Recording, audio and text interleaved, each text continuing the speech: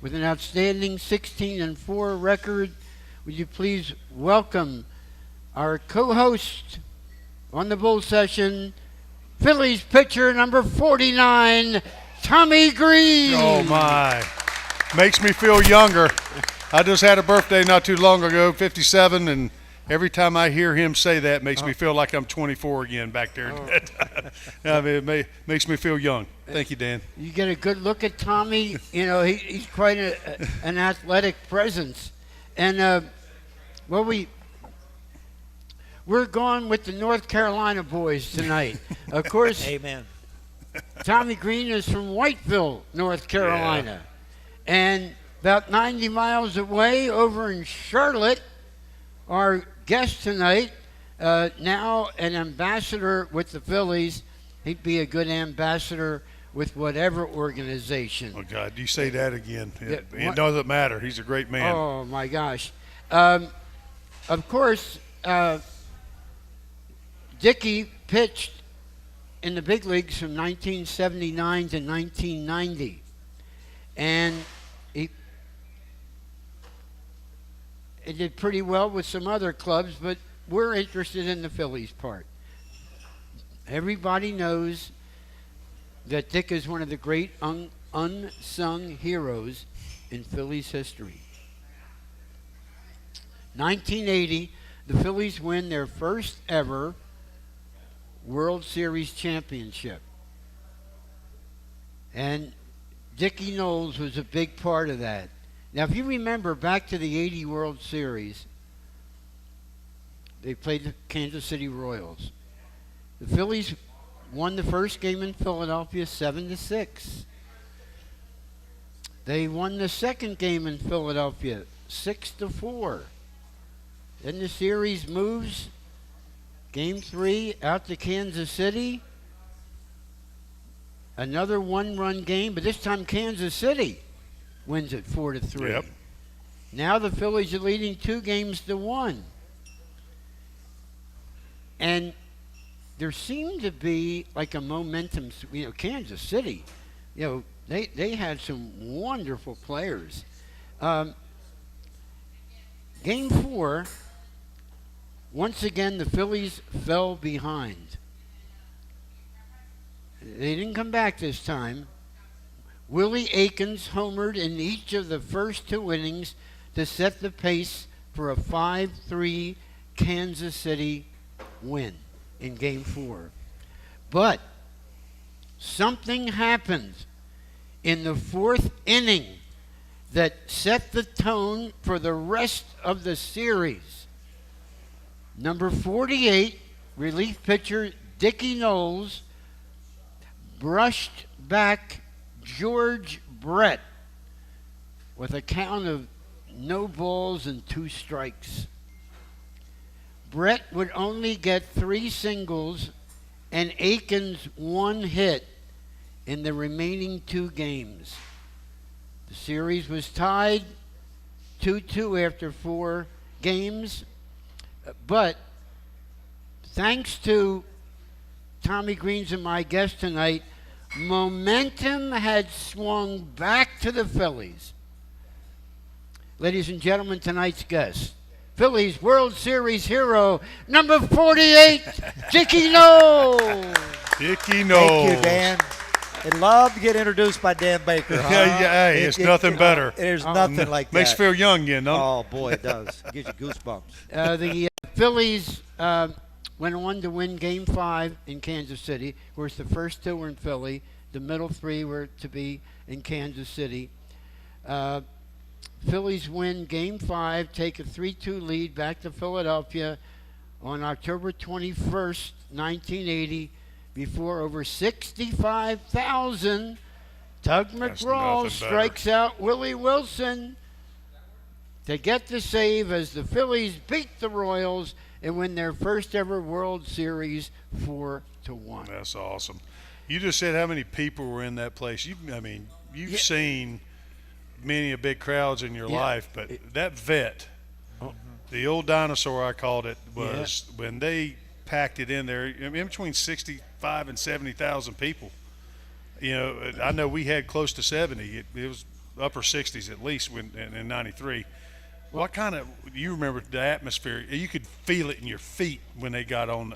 It was amazing. Like you said, there were more than 66,000 because so many people worked at the ballpark there. Had family members. I'm sure after all the years, we'd never won a World Series. Yeah. So everybody was coming at the end of the seventh and eighth inning. People were coming and they were letting them in. The ushers were letting them in. That's awesome.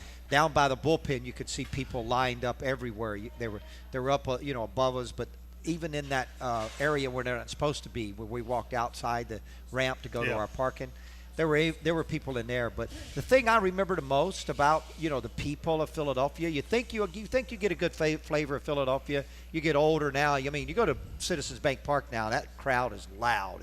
It's wonderful. My grandson became a baseball fan. Well, it's a great venue.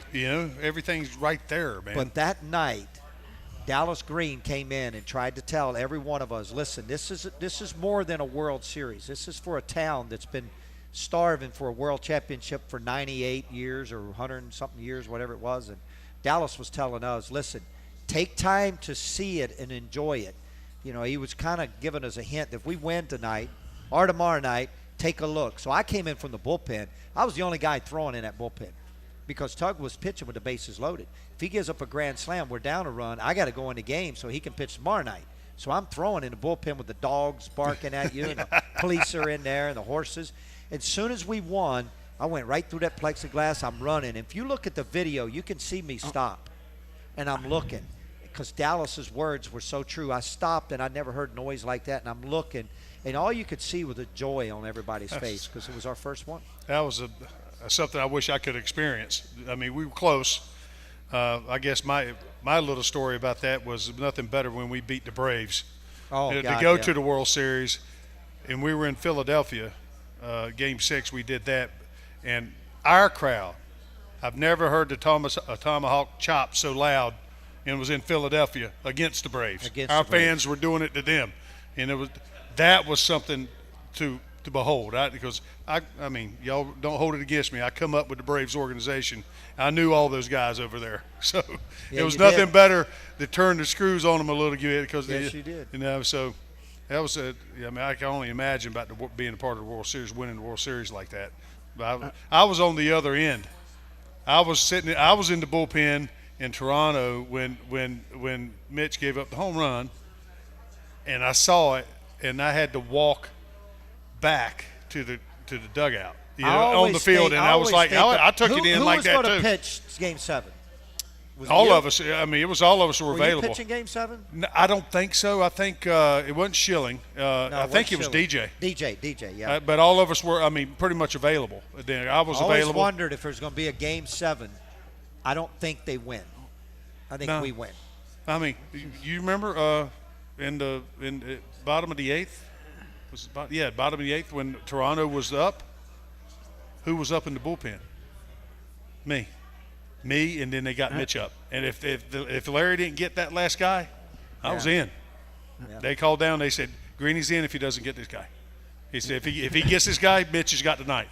So that was a great World Series, and you played a great team. I mean, Toronto was a really good team. Unbelievable. I'm going to get a personal note in here, if you don't mind.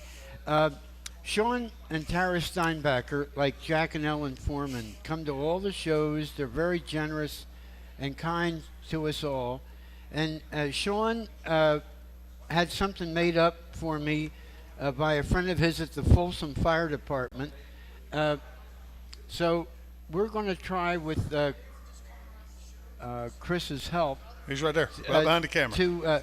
Sean, why don't you show our live audience here at Chickies and Pete's in Drexel Hill, and that's good. This is for my 52 years as awesome. Phillies That's awesome. PA announcer. So thank you. And then, of course, as you know, I have such great support from my wife, Kathy. Huh. She's here tonight with a dear friend I'm going to tell you about in just a second. She prettied up that picture for you. Yeah, listen, hey, you go through the same thing. Oh, I know, man. Yeah, hey, I know. I can. You put my pictures on the dartboard, man. Yeah.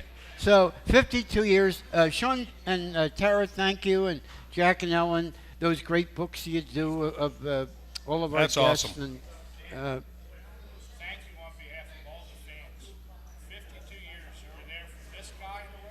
Yes. Yeah. This guy in the World Series. You do a fantastic job, and we love it. Oh, thank you. Thank you. That's from all of us. Hey. Now, I told you we had a VIP celebrity athlete in the audience, and he's sitting with my wife. He's one of the top high school basketball players to ever come out of Delaware County. His name is Art Hunter. He's all Catholic from Monsignor Bonner. Hey, Art. And then in college, he played at St. Francis of Pennsylvania, Loretto, Pennsylvania, and had a nice college career. Came back to this area, became the head coach of Monsignor Bonner with the great Rodney Blake, if you remember him. So he won the Catholic League championship as a player. He won it as a coach. We broadcast Drexel basketball together for many years on WFIL. And anyway, he's a great sports fan, a great athlete, and somebody that deserves a lot of recognition. Now he's president of the Markward Basketball Club. Art Hunter, ladies and gentlemen, right here. Hey, all right. Hey. One of the great athletes in the history of Monsignor Bonner High School. Art, you got two North Carolina boys that grew up. Hey, we're ACC basketball, so we got appreciation of Yeah. good basketball. So Yes. that's all about that. I grew up that way. Well, welcome to all of you. And, we've got so much to talk about with these current. How about the Phillies? 19-10. Of course, they play Mike Trout and the Los Angeles Angels tonight at 9:30 our time in L.A. And they're having a real good road trip, 5-2. Yeah. Tommy and Dickie. I tell you what, anytime you have road trips like that, 5-2 road trip, they're just playing good ball right now. I mean, the way I look at it, and what I really enjoy about it, because you got two pitchers sitting here, we have pitched to baseball. Our starting pitchers have done a real Yes. good job. You can't ask for any better. You know, Ruben O'Maro Jr. said that, I don't know if you caught this early in the year, he felt like before Ranger had pitched one game, he felt like Ranger Suarez, and I love Ranger. I always tease Ranger. I always tell him he's my second favorite pitcher. And he goes, who's your first? I go, Aaron Nola. And he goes, okay. But Ruben said that he would win the Cy Young Award this year. He's on a good route to it right now. Yes, he That's is. a good prediction right there. And I think Ben Davis predicted that Alec Bohm would win the batting championship. Yeah, how about that? That's right. Dickie, what do you think, we talk about Ranger, what do you think the big deal is with him this year? Why do you see this happening with him? He had a full spring training. He didn't get stuck in Venezuela, and he's healthy. He had no some visa little- trouble. No. Yep, it's banged up a little bit when the pandemic happened, and had a couple. I didn't like the little- World Classic thing either. Yeah, yeah. Ranger can pitch, and There's no doubt about that. going back to Jamie Moria and all these pitchers that know how to pitch. When a left-hander can pitch inside with his fastball to a right-hander, and Ranger does that as good as anybody. Yeah. Right now, for me, does it better than anybody in the major league. Yeah, no question. And he changes speeds. And somebody said it online on TV or whatever yesterday. He was talking about he didn't throw a pitch above 93. And I said, why do we have to go velocity? Did you see what he did? The way he commanded the zone. That's what he did. It's Ranger's somewhat got a command. quick fastball. Everybody that hits against Ranger says so. Velocity don't count sometimes when you know how Clemens' fastball would jump, and remember the Sid Fernandez throwing 86, striking out 17. But Ranger's Deshaies. fastball jumps this way and it jumps that way. Remember Jim Deshaies too. Oh, he yeah, didn't throw yeah. hard. But He's got a live He got a fastball. live fastball. So Dickie Noles, we've had you on. I think this is the 19th or 20th year of this show. Wow. You've been on every year. Yes, I have. And Dick, there's one subject that we've never really touched on. I try to bring something up different.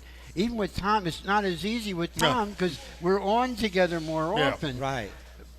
But Dick, what I wanted to ask you about is your other postseason appearance the following year in 1981, Montreal. And I thought that was going to be the best Phillies team ever. First half of that year, then the strike. Right. Yeah. Oh, my It's amazing heavens. how stuff like that messes you up. When we came back into that strike, it was not the same club. However, because we won the first half, we got an automatic bye into the NL Whatever it was DS, I think. Whatever it Yeah. was. And so in 1980, Dick, we already referred to what you did there, but just for those of you who pay attention to statistics, in the 1980 World Series, Dick made one appearance, that historic appearance, 4 2/3 innings, 6 strikeouts, 2 walks, 5 hits, 1 run, earned run average 1.93. That's getting it done. Pretty darn good, Dickie Noles. Yeah, Now, really in good. 1981, in that NLDS versus Montreal, boy, Steve Rogers was a beast that He year. beat us I twice. remember. Wasn't he? I was young, but I You remember. pitched 4 innings, 5 strikeouts, 2 walks, 4 hits, 2 runs, 4.50 ERA. But, Dick, would you compare and contrast the 80 team, the 81 team? The 80 team got it. The 81 team, it went to 5 games. Montreal wins 2 there. We win 2 in Philadelphia. And now we've got Carlton and Rogers going. Boy, did I like our chances. Dick, what happened there? Well, the 80 team was better all the way around. I mean, in my opinion, I played on both teams. I got to share a funny story with you. We lose. We win, we lose, and we're kind of like we're 1 game away from being, because Carlton gets beat by Rogers in the first game. So Right. we're down 2-0, and then Christensen wins game 3 at home. I'm pitching game 4, but Dallas will not announce it because the whole Philadelphia world, from the sporting side, from the media side all the way to the fans, was going, Steve Carlton's got to Lefty. pitch this game. Yeah. Steve Carlton has to pitch this game. Dallas told me when I was leaving, I said, am I pitching tomorrow or what? He goes, yeah, you're pitching. I go, well, the press thinks he's pitching. He goes, you're pitching. Go home, get a good night rest. So I come to the ballpark the next day, and I'm sitting there. And Pete Rose, during that strike, I was down in the minor leagues. So I didn't get voted in a share. So Pete Rose was upset about it because all the guys that got to play, we got paid, which I understood and I agreed with. But Rose wanted to throw a little zinger in there a little bit. He says, hey, Pie, you're pitching the most important game of the year for us, and these guys didn't vote you a share. And That's him turning the screws, man. Right in front of everybody, right? And so I go down to the bullpen. When I go down to the bullpen, when they seen me walk into the bullpen and take my jacket off to warm up, they were booing. And I was upset. So I come out of the bullpen and I went in, and that game I struck out the side in the first inning. The first 3 guys I faced. Boom, boom, boom. And so I came off the field, and Pete Rose is running, and he's laughing. He goes, hey, Pie, they wasn't booing you. They were booing number 46. But if that's what it's going to take to get you to pitch like that, I'm going to go up and pay them to boo. But the only runs That's I classic. gave up was a 2-run homer to Gary Carter, and Dallas pitched hit for me in the bottom of the 4th. Now, if you go back and look, Vukovich hit the home run because Right. Unser wasn't George available. Vukovich. And if I'm not remembering this right, I think he pitched hit for me with the bases loaded and 2 outs. So he started using his pitch hitters early. So we used Unser early, and I was so mad. I'm on deck going, I hung 1 slider and I'm pitching good, and we're up 4-2, and you're taking me out because I'd always argue with Dallas. And he goes, come on, I got a pitch hit for you. And I almost said no. I almost walked to the home plate. I was going, no. He goes, Well, get back you here. were up 4-2. 4-2. And Bottom of the 4th, and he pitched hit for me. well, that's the panic button right there. But a it little turned bit. out to be great because when you look at George Vukovich, it's a game-winning walk-off home run in the 10th inning. Yeah. So George Vukovich would have never hit in that game. He should have hit for me in the 4th inning, but Yeah. Dallas went for the gusto because we had the bases loaded Yeah. with 2 outs. Into that right field bullpen. Yeah. I'll never forget that. Isn't that a great story, folks? And it's one I'm sure that you haven't heard. But that's one of the great things we're able to accomplish with Chris Armour's help and Matt Miro and, of course, Merrill Reese. To delve into history, maybe to uncover some things not everyone is aware of. So, Dick, thanks for sharing that story. You got it. We have to pause for a commercial break, and then we'll be right back with Phillies pitchers Tommy Greene and Dickie Noles. I'm Dan Baker, right back after this. Our 8. Hi, Paul Muller from Team Toyota of Langhorne. If you've been waiting to buy your next pre-owned vehicle due to surging used car prices, then we have some great news for you. With over 45 used cars under $20,000, we have something for every budget. Plus, with our MVP pricing guarantee, warranty forever, and free maintenance for 1 year, you can rest assured that you're getting a reliable used car at a great price. Visit us in Langhorne on Route 1 or shop online at teamlanghorne.com. At Independence Blue Cross, we take care of the people who take care of you. Everyday heroes like firefighters, police officers, teachers, farmers, and healthcare workers. Doctors and hospitals across the region have IBX, and they know what it means to have reliable access to care. So whether you're saving lives or just trying to live a healthier life, count on IBX, the region's #1 health insurer for 85 years. Learn more at IBX.com.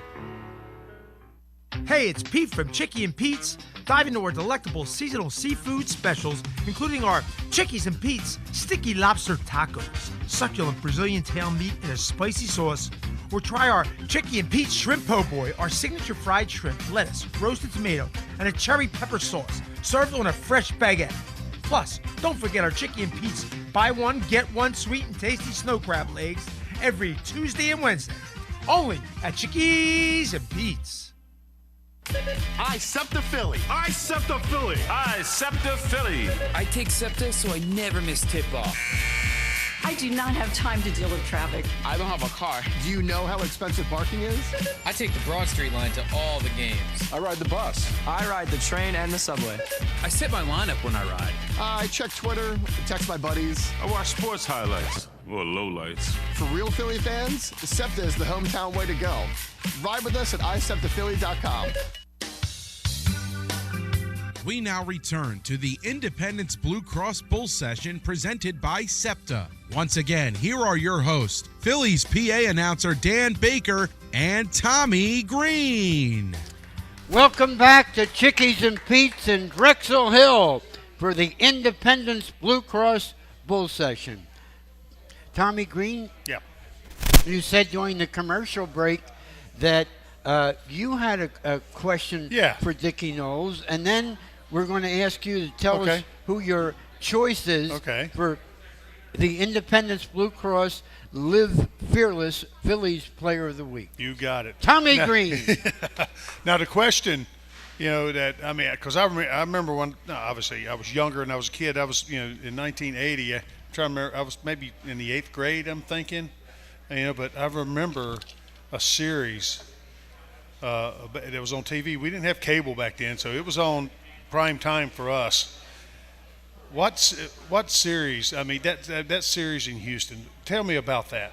I want to know, you were there. 1986 had a lot of great playoffs. That to me was the best one I've ever seen. From beginning to end. But I don't see how you can get much more excited than a 1980 Houston Astros Philadelphia Phillies playoff 5-game series. Especially when we got to Houston. The fans in Philadelphia were electric. We got to Houston, and let's just look at some of the crazy things that happened in that series. Yeah.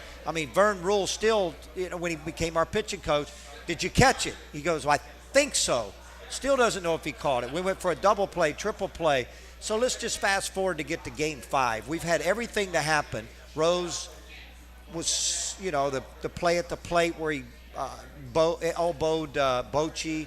The relay throw from Manny Trio to Bake McBride. So let's just shorten this. Let's just go to the 7th inning of Game 5, Bystrom versus Nolan Ryan. How about that? Nolan Ryan, I don't care what anybody says. There's nobody throw a baseball harder than that man. Maybe there was, but he threw 3 pitches to Bake McBride with the slow gun, 101, 99, 100. I think it was 99, 100, 101. And Bake came back, and Bake didn't swing. First of all, how do you swing when you don't see it? But we had trouble scoring runs, Dan. You know that game 3 and game 4, one of them was a 1-0, all extra inning games. Game 2, game 3, game 4, and game 5 extra inning games. That was what was so amazing. It was game 5, 7th inning. They go up 5-2.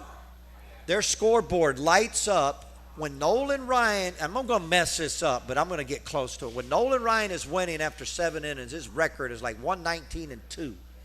Our whole dugout got very quiet, all but one guy.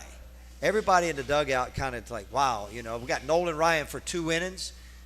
Nobody's shown that could hit him. Well, it's either one or two guys I'm thinking of. It got Pete Rose. It was either Pete Rose or Boa. Starts talking.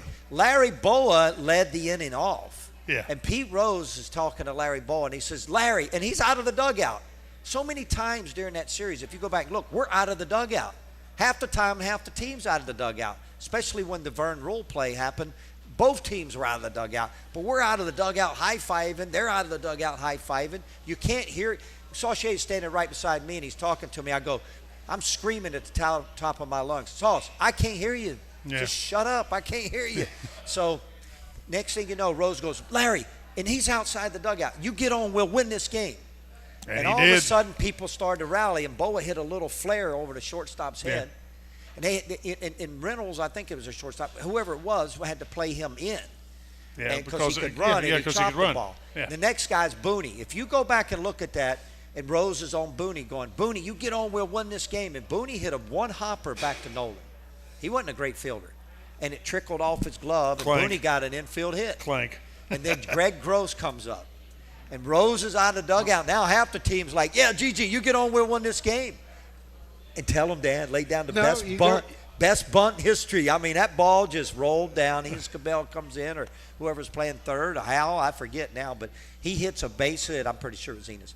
And it's just a bunt as perfect as it can be. Now you got bases loaded, no outs. You got Pete Rose up. And I don't know if you know the history to this whole thing, what happened at that. Rose comes up. To me, Nolan Ryan was the most theatrical pitcher in the history of baseball. So Rose comes up, and Nolan's out there pulling that hat down. Yeah. Bases loaded. Boom! Throws 2 fastballs, man. Rose had 0 chance of hitting them. One of them he fouled off in the stands up there. I think it killed somebody. I mean, it almost killed y'all. Now he works the count to 3-2, and Nolan throws a fastball that runs away about that far outside. And Rose immediately flips his bat, and Nolan sees it, and ball 4, 5-3, and Rose runs straight out for about 5 yards. 5 steps, yeah. I remember that. And then he veered towards first. And somebody told me, and this is probably not true, but somebody, Rose looked at him and said, you scared? Get a dog. I don't know if he said that or not, but something was said. Yeah. Because later on, when Rose was trying to break the record and Ryan struck him out 3 times before the strike, that was a little going back and forth. But anyway, Rose runs down to first. Verdon goes out and takes out Nolan. We're in the dugout going, I know we're going to win this game now. You took the one guy out. Glad they could beat us. And then from there, Trio hits the ball down the line. We go ahead. They come back and tie it. Maddox drives into game-winning run where everybody's going crazy on the field. But the one thing about that whole series was I don't think we could ever have that kind of noise. I mean, I heard the noise in Minnesota. I've heard it in Seattle. I've heard it at Citizens Bank Park. But that noise in the Astrodome for Game 5 was deafening. It was, you couldn't hear yourself think. Yeah. But that series had everything in it. It'd take me a half hour to explain everything about that series. Man, oh man. Hey, Hunter, couldn't you listen to this all night? Hearing Phillies history and... Oh, it's awesome. I can listen to Dickie tell these stories. I mean, it's such a great. I mean, they're big times big time in Philly history. You know, I mean, and to have a guy witnessing and be a part of it, you know, and that's what it's about. Yeah. Hey, we have to take our second commercial break, so that means we're halfway through the show. Hadn't it been pretty good so far, folks? The Independence Blue Cross Bull Session. Right back with Dickie Noles, Tommy Greene, and me, Dan Baker. Don't go away. tell you what, I was struggling. At Independence Blue Cross, we take care of the people who take care of you. Everyday heroes like firefighters, police officers, teachers, farmers, and healthcare workers. Doctors and hospitals across the region have IBX, and they know what it means to have reliable access to care. So whether you're saving lives or just trying to live a healthier life, count on IBX, the region's #1 health insurer for 85 years. Learn more at IBX.com. It's Pete from Chickie and Pete's, the official sports bar of your Philadelphia Eagles. Here's a winner, fall football, and Chickies and Pete's mouth-watering snow crab legs. For a limited time, buy one and get one free snow crab legs every Tuesday and Wednesday. Enjoy the sweet, delicate flavor of snowy white crab meat dressed in our special blend of seasonings and spices. Pair it with an ice-cold draft beer or one of our signature cocktails. Buy one and get one free snow crab legs every Tuesday and Wednesday for a limited time. Restrictions apply. Chickies and Pete's. Hi, Paul Muller from Team Toyota of Langhorne. If you've been waiting to buy your next pre-owned vehicle due to surging used car prices, then we have some great news for you. With over 45 used cars under $20,000, we have something for every budget. Plus, with our MVP pricing guarantee, warranty forever, and free maintenance for 1 year, you can rest assured that you're getting a reliable used car at a great price. Visit us in Langhorne on Route 1 or shop online at teamlanghorne.com. SEPTA offers a variety of career opportunities. Our core business is transit, and with 5 modes of service, we rely on and need operators, engineers, and conductors. But it takes a host of other specialties, including mechanics, electricians, plumbers, masons, painters, carpenters, welders, and more to keep the system moving. As an employee, you will earn competitive compensation and great benefits, including medical, dental, prescription, and a pension. Visit jobs.septa.org to apply today. That's jobs.septa.org. We now return to the Independence Blue Cross Bull Session presented by SEPTA. Once again, here are your hosts, Phillies PA announcer Dan Baker and Tommy Greene. Welcome back, everybody, to Chickies and Pete's in Drexel Hill, and our thanks to Chickies and Pete's for hosting us all year long at their various locations. Now, next Monday, the Phillies are home with the San Francisco Giants. 4:05 start. We'll be taping our show at 12 noon, 12 to 1 at Chickies and Pete's flagship at 15th and Packer near the ballpark. Gary Matthews will be my co-host, and Milt Thompson, who played on the 93 yes, he did. National League champions with Tommy Greene, will be our guest. And my gosh, hearing these stories is just tremendous. Tommy, before we go any further, and I forget, who have you named as the Independence Blue Cross Live Fearless Phillies Player of the Week? You talk about these fans in Philadelphia who've been watching our Phillies play, and it's pretty much a no-brainer, because if you've been watching, you know who's the hottest guy on the planet right now swinging the bat is Mr. Alec Bohm. And the numbers are pretty impressive. You know, he's had, in the 7 games that he's played, he's had 30 at-bats, scored 6 runs, had 17 hits during that time, 8 doubles, 1 home run, 8 ribbies, hasn't struck out but 3 times, and for an average of .567 for the week. You know, I don't like talking about him, you know, when guys are hot like that, because I want them to stay hot. We pretty much say what he's doing, but that's my pick for the week. Obviously, he picked himself, because that's a great week he had. Dickie, could you hand me a couple of your pictures? I just want to show them. Now, ladies and gentlemen, when we invited Dickie to be our guest tonight, I said, could you please do me a favor? Could you bring some photos of yourself to sign them? So everybody who's here tonight for the Bull Session, and even if you're not here for the Bull Session, I think Dickie brought enough photos. So, World Series hero. Now, we started this last week with Art Mahaffey, the first Philly to ever be on the cover of Sports Illustrated. Oh, so cool. Art made 24 color prints of that the cool. Sports Illustrated cover, and he autographed them all. That's awesome. And most of you anybody that was there was given one. If you didn't get one, we tried to make sure you did. And so tonight, we've got Dickie Noles photos. So make sure you get one, and with his signature on it. And this is his Darren Dalton look-alike. Yes, pose. it is. That man, you could be brothers right there, my friend. I've been mixed up looking like a lot of people, but not Darren Dalton. Well, listen,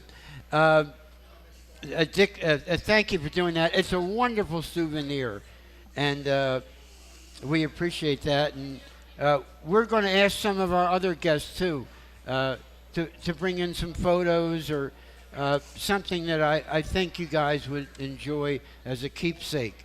Now, on Tommy Greene, on these current Phillies, and by the way, Dickie, I want to thank you for helping Sir Anthony Dominguez get his slider straightened out.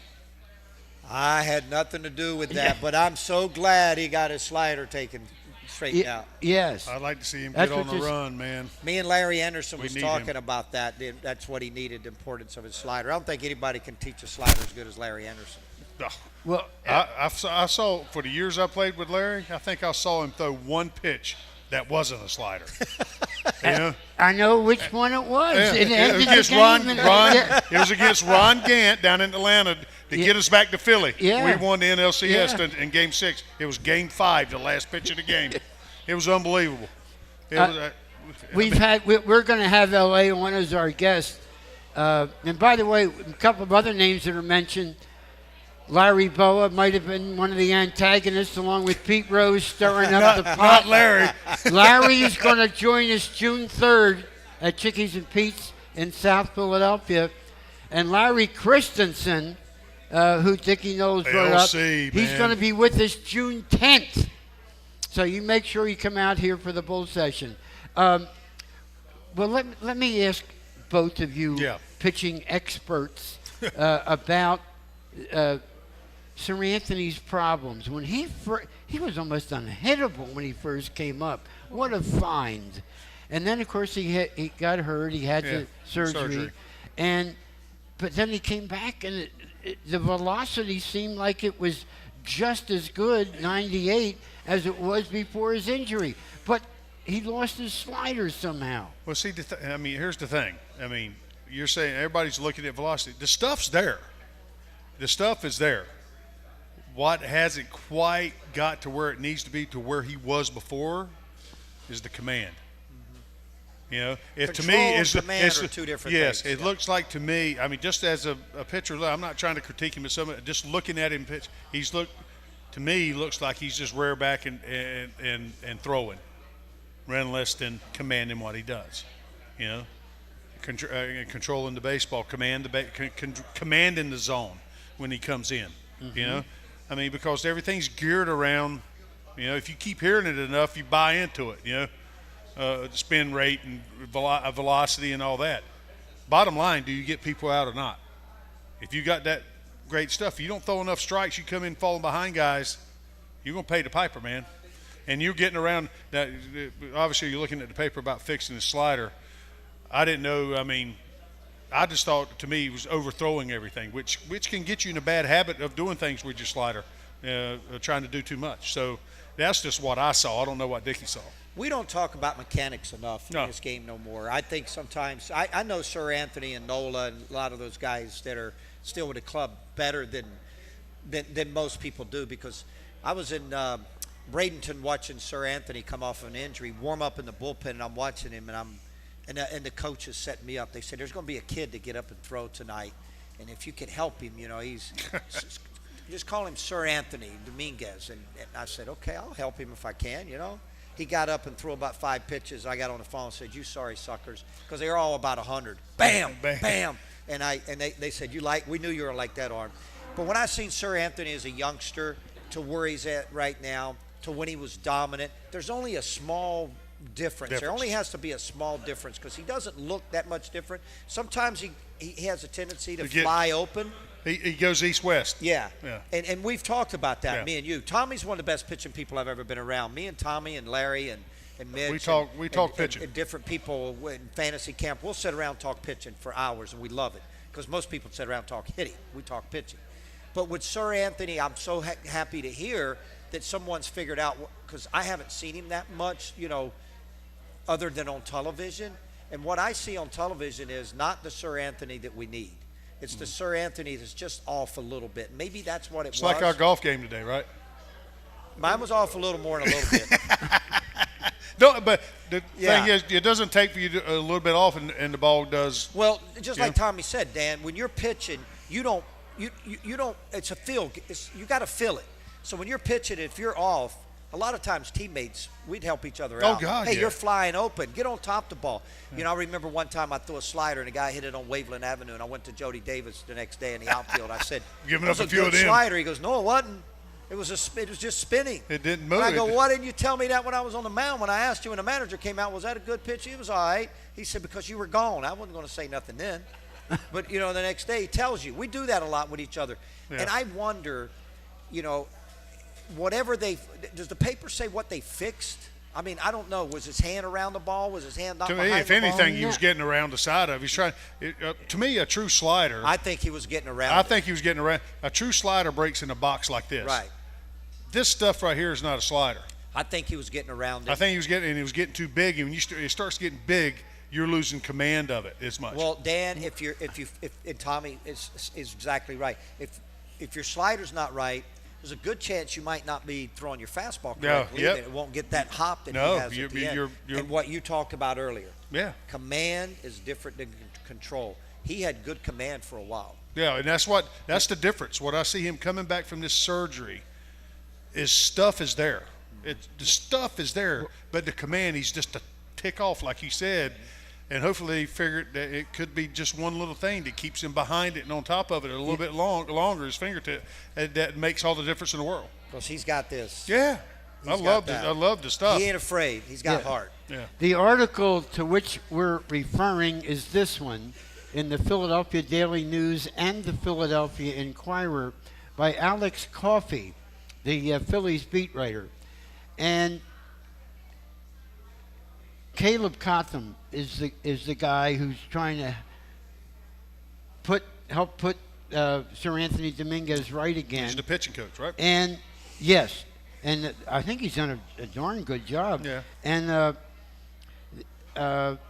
so they think that they've been able to get Sir Anthony to make some adjustments, which is going to be enable him to command his pitches a little better. Yeah. And the other night in San Diego, he pitched a 1-2-3 inning with a strikeout. Well, and Dickie will tell you much. It's just like any of your athletics probably, but it's all about confidence.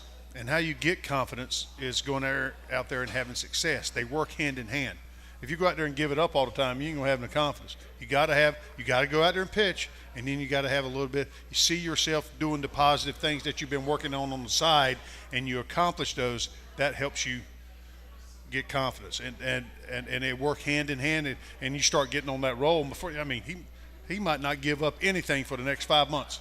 It's the rest of the season. It's that type of game. He's that type of pitcher. Yeah. Yes. So. I'm sorry to interrupt this great conversation between you. You guys really know your stuff, but it's time for our last commercial break. Then we got about 10 minutes when we come back, and one of the highlights when we come back for the closing portion of tonight's show, Mark Weissner is going to sing "Take Me Out to the Ball Game." So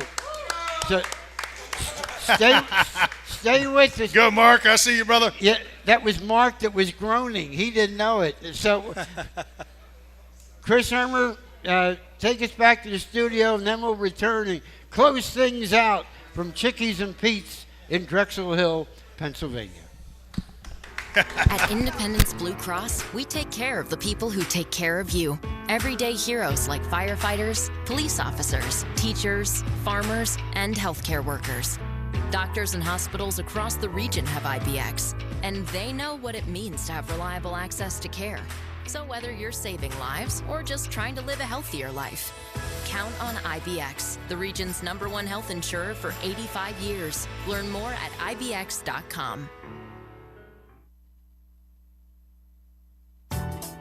Hi, it's Pete from Chicky and Pete's. Relax and enjoy a cocktail from our seasonal cocktail menu. Try one of our delicious, perfectly blended options like strawberry lemonade. How about a raspberry sangria? Blend of Pinot Grigio, raspberry liqueur, and bubbly lemon lime soda.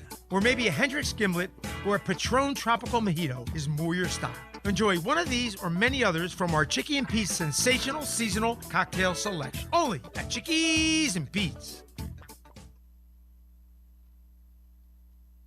Bringing in top talent is as easy as 1, 2, Key.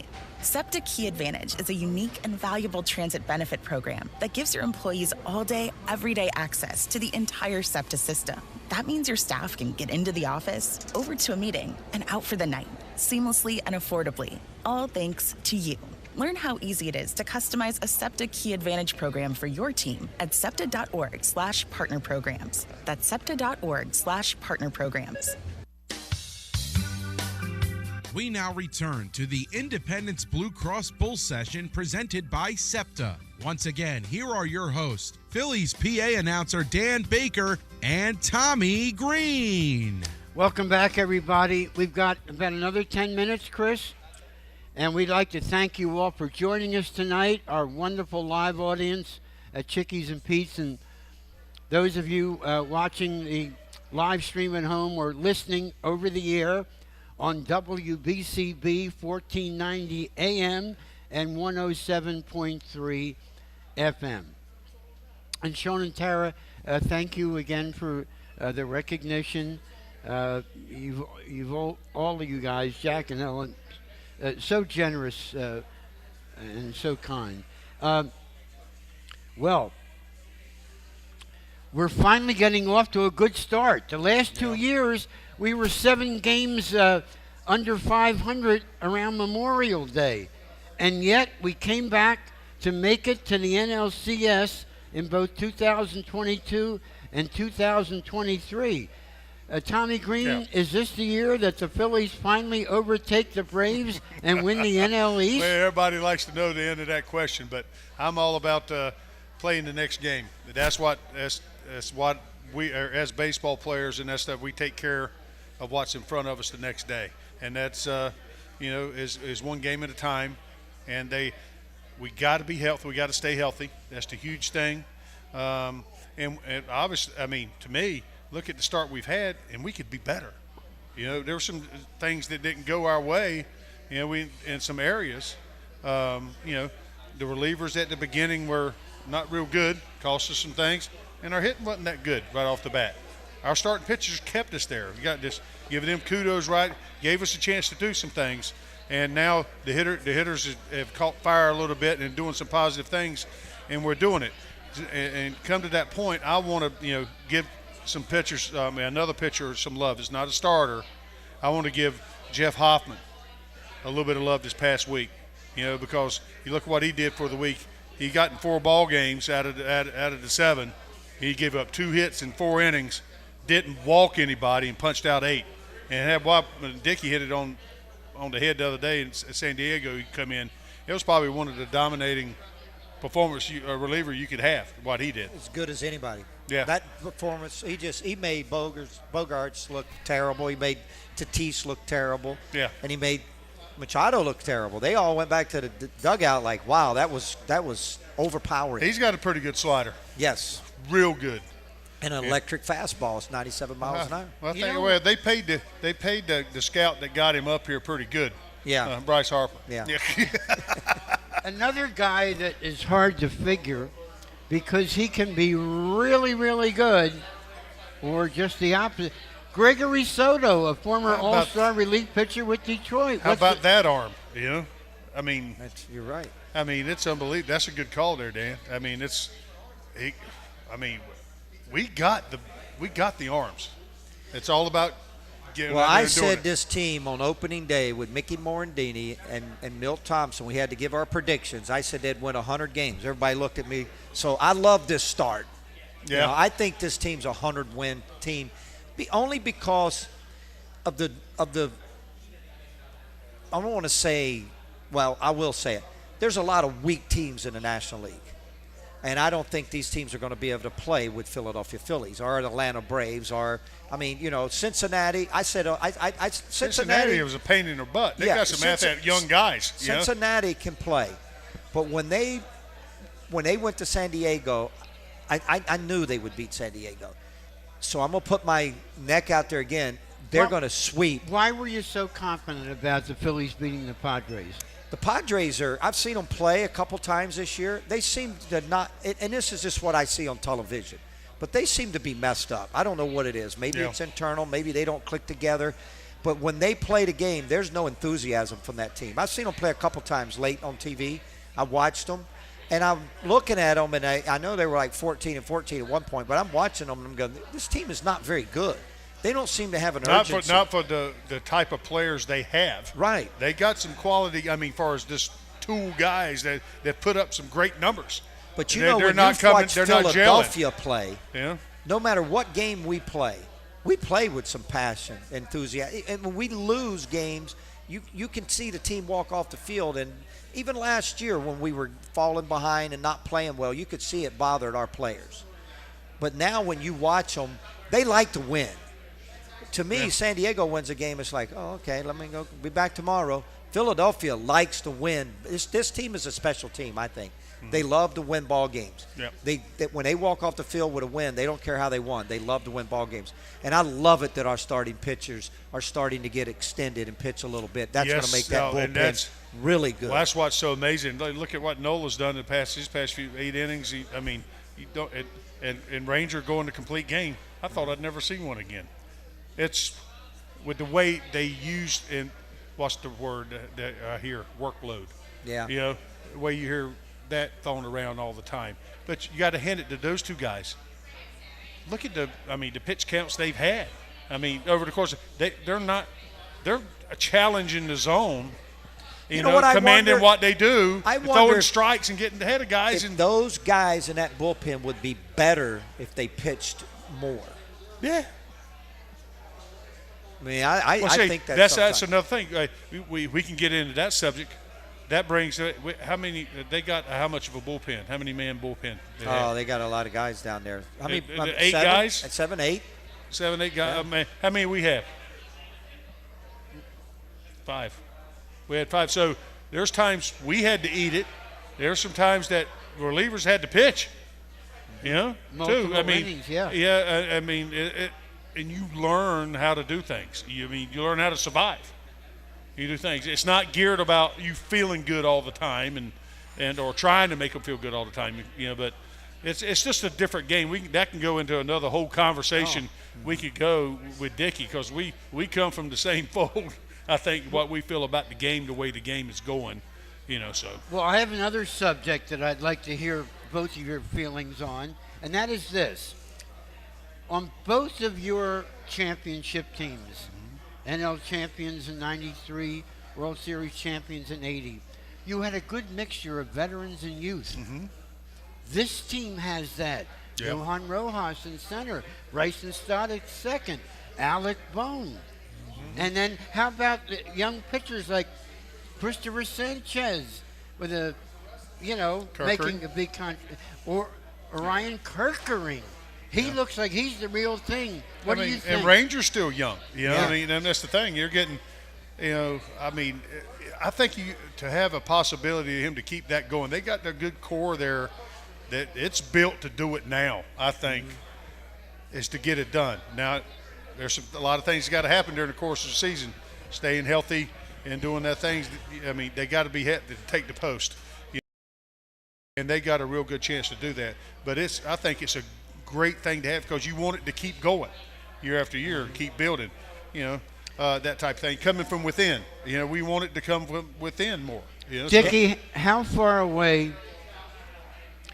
Andrew Painter's not pitching, of course, that's gonna be but everybody thinks he could be special. Mick Abel, he is a former number 1 pick, and it seems like he has some dominant games and in other games where he struggles. It's consistent. You're talking about 2 special pitchers, in my opinion, but 2 different people. Yeah. Andrew Painter could have been the number 1 pitcher on a club that has Wheeler, Nola, Suarez on it. I mean, that's how good Andrew Painter is. Andrew Painter is a once-in-a-lifetime pitcher. He is.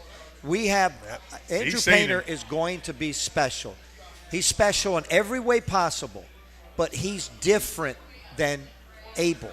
Makeup and middle. The thing about Andrew Painter is he's a special player that it's hard to explain until you're around him. He does everything right. He's very observant. He is locked in to being the best he can be.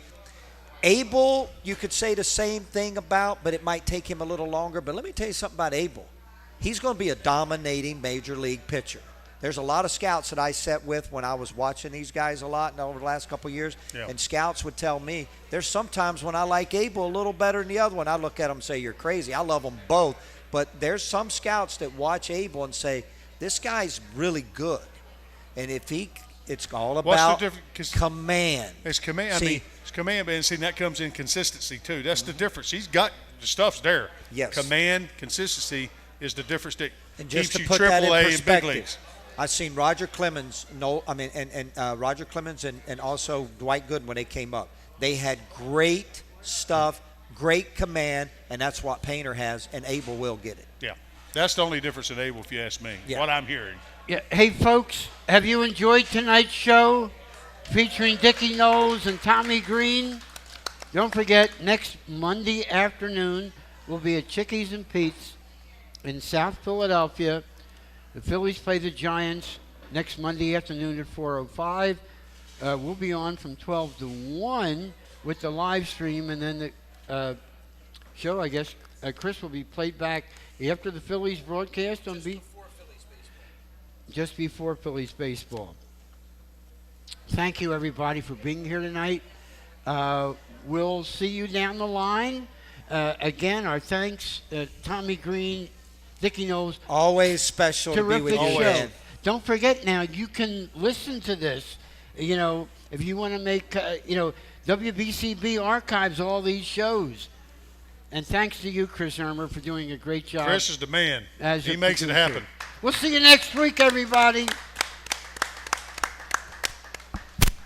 1490 WBCB and 107.3 FM W297CL.